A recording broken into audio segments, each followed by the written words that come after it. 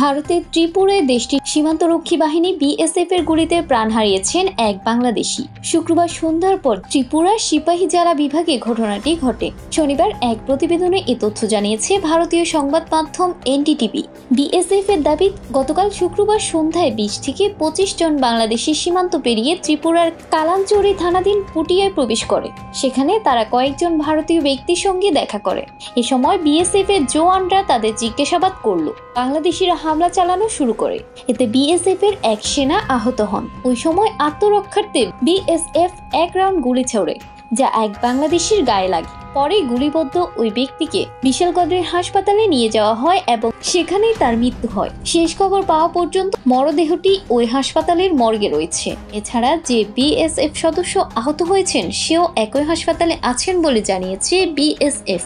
প্রসঙ্গত, বাংলাদেশ ভারত সীমান্তে প্রায় বিএসএফ এর গুলিতে বাংলাদেশিদের প্রাণহানির ঘটনা ঘটে। বাংলাদেশ থেকে বারবার সীমান্তে সংগঠিত এসব হত্যাকাণ্ডের প্রতিবাদ জানানো হলেও তা থামছে না।